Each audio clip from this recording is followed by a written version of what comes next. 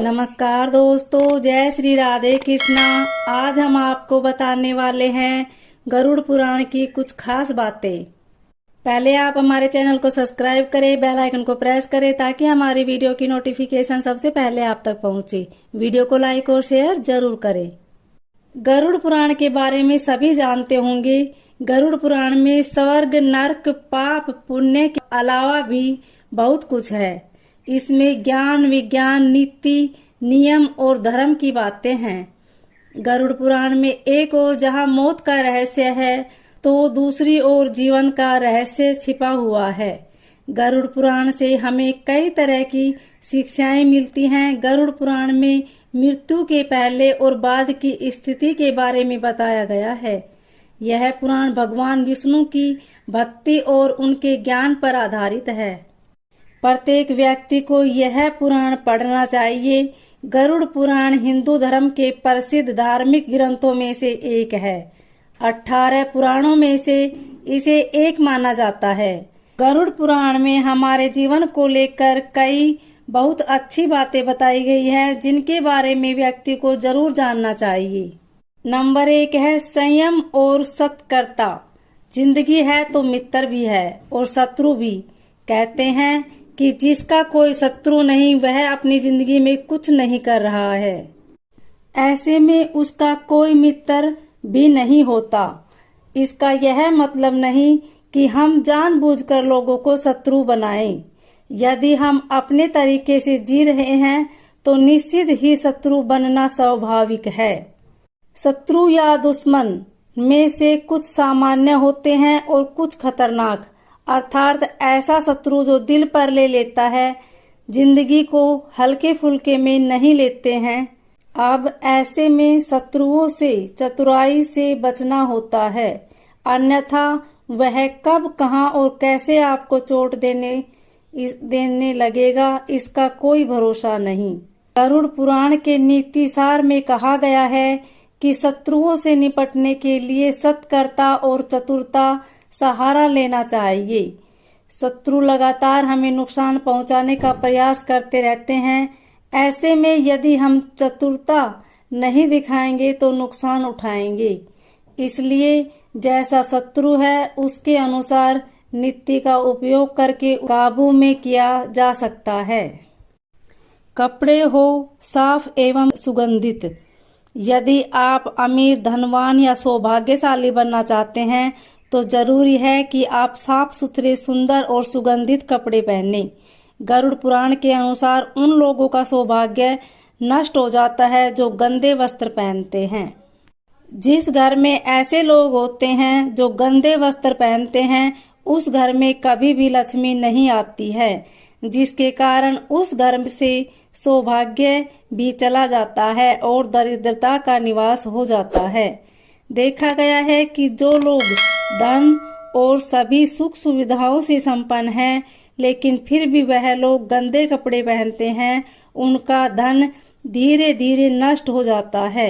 इसलिए हमें साफ एवं सुगंधित कपड़े पहनने चाहिए, जिससे हमारे ऊपर महालक्ष्मी की कृपा बनी रहती है। ज्ञान का संवर्षण अभ्यास से।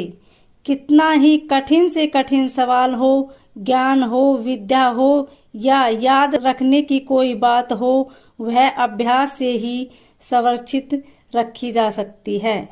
अभ्यास करते रहने से व्यक्ति उक्त ज्ञान में पारंगत तो होता ही है, साथ ही वह उसे कभी नहीं भूलता है।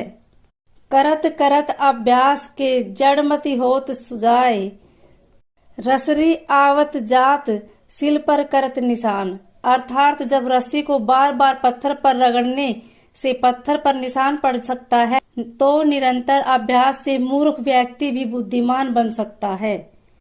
अभ्यास के बगैर विद्या नष्ट हो जाती है।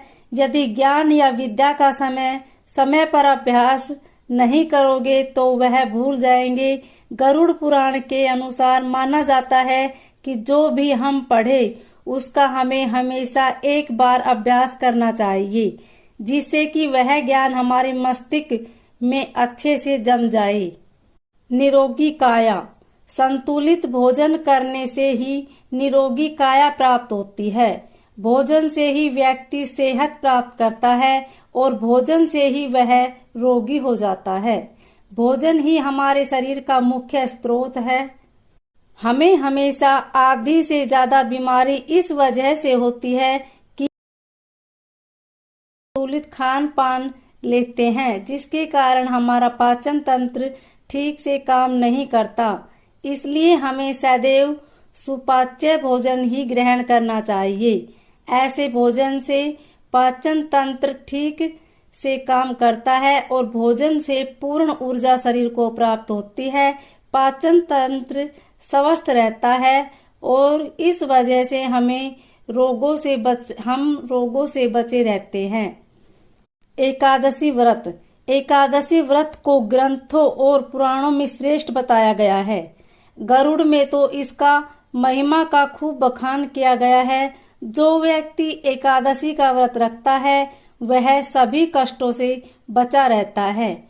उसे उस व्रत का निश्चय ही लाभ मिलता है।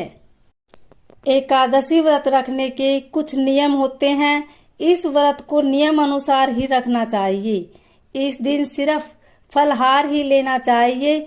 किसी भी प्रकार का व्यसन नहीं करना चाहिए, तभी यह व्रत फल देते हैं। ज्योतिषियों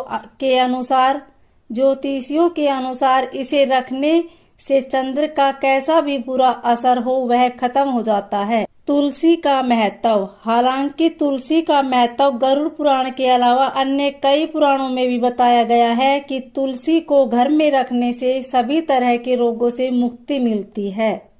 इसका प्रतिदिन सेवन करने से किसी भी प्रकार से व्यक्ति को कोई रोग नहीं हो सकता।